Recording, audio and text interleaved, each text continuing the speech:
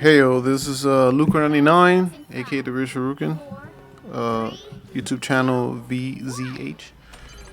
Here, this basically I'm showing this battle because this is a fairly sweaty yet fairly quick battle.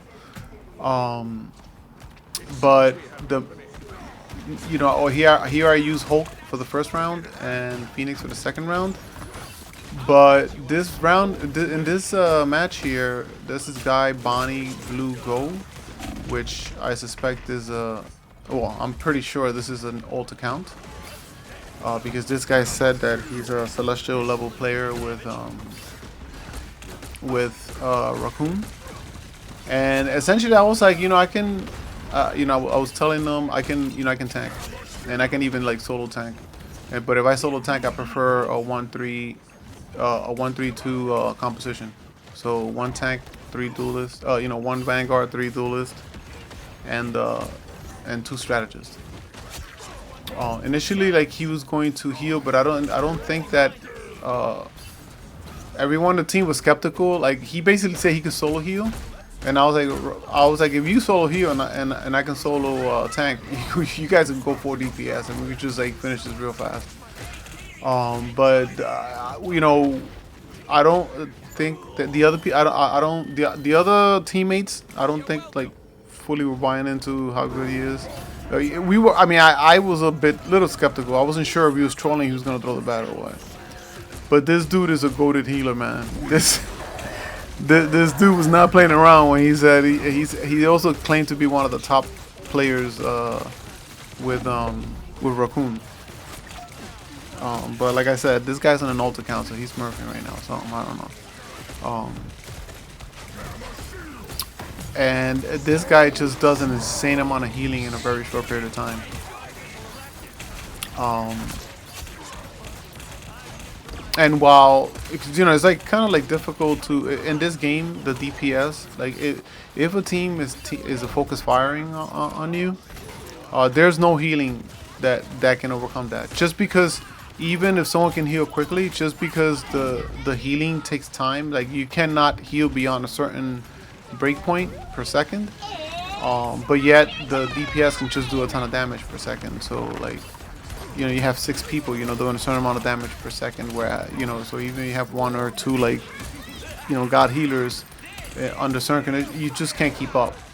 Which is why I try to stress, the point all the time to my teammates before we start a battle. I'm like, listen, to me, I have two major golden rules, like two golden rules. One is do everything within your power consistently to ensure that the strategist is safe, and shoot together for focus fire. Basically, stay in a tight group. Try to not break off too much. If someone has high mobility, they can break off. Lock in a kill or break formation for the team, and then like move back before they get killed. But unless it's like a character that has one of the characters with the highest mobility in the game, then you don't want to do that. If you're someone like a Daredevil, someone like it has to be like someone like Hulk, Spider-Man. Some characters like they have abilities that not only are they mobile, but they can also like defend themselves against CC. By popping shield or having some ability where you can like break stunts or something, but like with a teleport or something like that. Like even using Phoenix, I will move around and someone can try to CC me, but I'll use my blink to break the CC. Of course, after you use the blink, like you're kind of sitting duck, but depending, like if you set yourself up right when you attack, as you'll see in the second round, I use Phoenix, and I believe I don't die at all in the second round. Granted, we shut them off, we shut them down early, but you can see I can get away very effectively, based on my positioning. As long as you always have good positioning, and you're a high mobility character, then you can do a lot of damage and stay safe. But yeah, this guy, after a while, I started realizing, all right, this guy is actually like healing like pretty well. But I didn't know the numbers that he was putting out until after the match, because the match was fairly fast. It wasn't a long match. And when I saw I mean, he out healed the opposed. He alone out healed the healers in the other team, despite the fact that one of the healers had the same character, Raccoon. I mean, despite the fact that the other team had Raccoon. I think the other team had Raccoon. Oh wait, was it Raccoon and Jeff or Raccoon and Cloak and Dagger? And they can heal well. And he out healed both of them. So yeah, like basically for this video here, the title and the thumbnail is basically praising this guy. Like it's crazy when you have, because Raccoon, like, and Raccoon also, he has high survivability, and so like if someone's mainly focusing on healing, and it's not just like, I mean, he did focus on healing, but he's not like one of those zero like kill Raccoon type of players.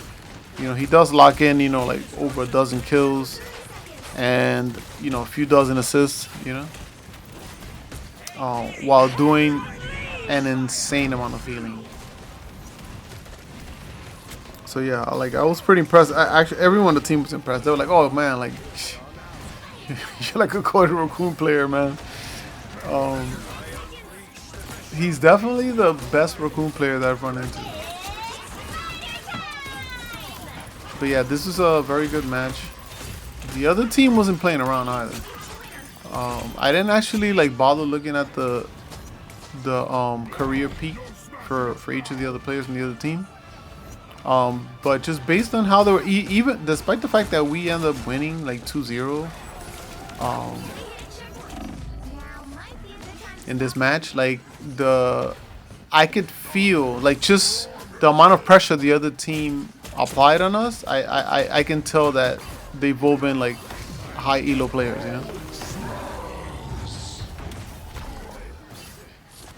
yeah, and actually I'm excited because I was stuck in gold. Like I said, I started a month ago playing this game, and it took me a week to clear bronze and silver. I think it was like 3 days. I was stuck in bronze 3 days, and I was stuck in silver 3 days, and then I was stuck in gold for a few weeks. And I just hit plat, and I'm hoping like it'll start going better now, because when you're under plat, you can stack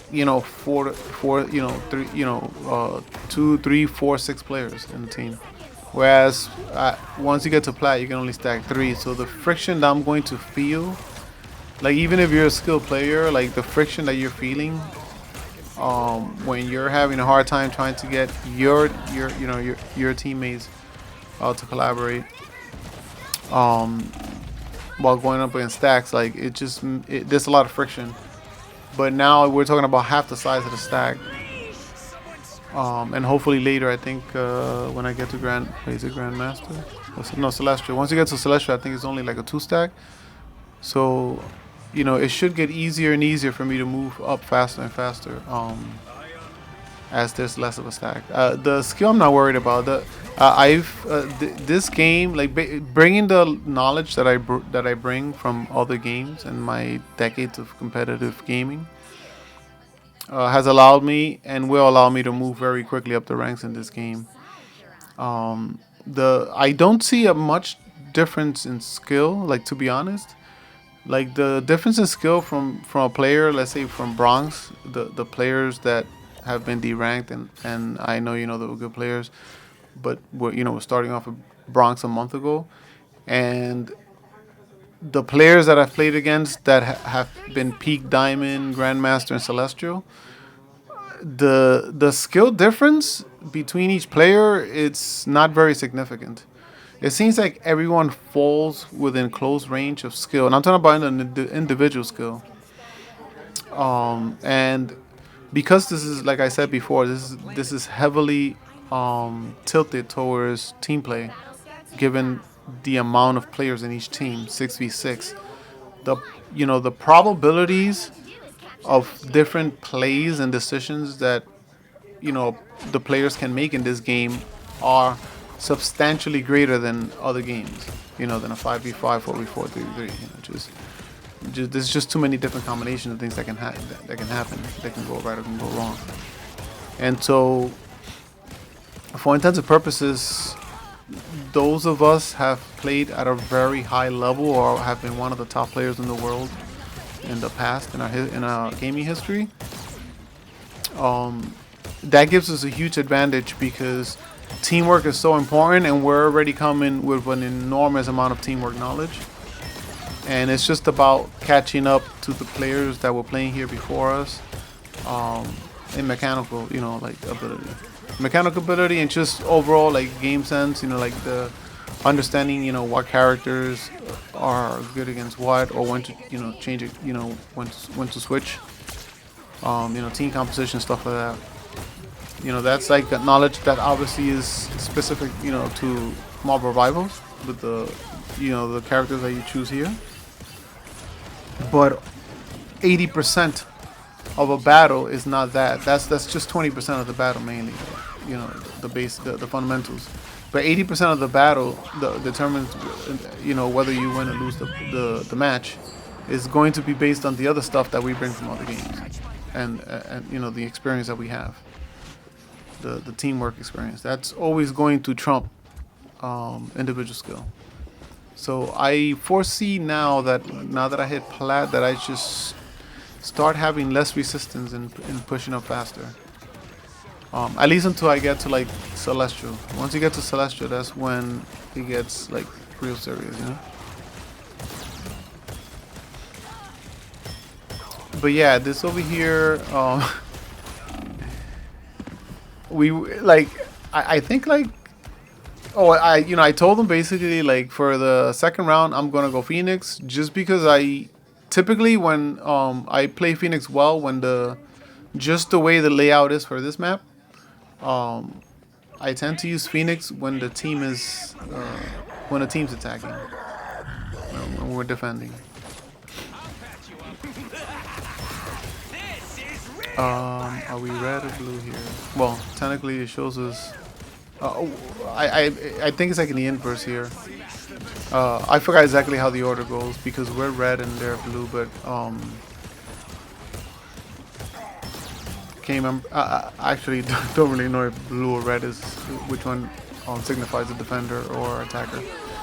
But basically, when they're trying to go through the checkpoints, and I'm preventing them from the checkpoints. In this map particular, I feel that it's better for me to play. I mean, I could still play Hulk, but I feel that I get a lot of use from Phoenix. And when we're the ones that are trying to, progress through the checkpoints, then I use Hulk. It's not always the case. Different maps. Different maps like favor different heroes. Like some maps may favor like some heroes much more heavily than others, just because of the layout of the maps and the abilities that those heroes have to be able to perform at a higher level in those maps. And yeah, again, that's all comes down to game sense. But this over here was overall a very good match. We basically, we were pretty much dominating most of the time. It wasn't like a full domination, but we were dominating. But I could feel the pressure of the other team. So while we were dominating, they were putting up a fight. It wasn't like we were just stomping them. Even though it does seem like it's because I think this match took I believe this match is 13 minutes long, 13 minutes and change. I think that's what it said in the match report before I recorded it. Anyway, I hope you guys enjoyed this, and check out the stats at the end, man. Dude gets over 60,000 plus healing, and this match was just 13 minutes long. That's insane amount of healing, insane. I've seen people heal a lot, but those are in longer 20-something, minute matches. 19-minute matches, 20-something minute matches. But the healing here, bro, Anyway, take care, guys. Bye.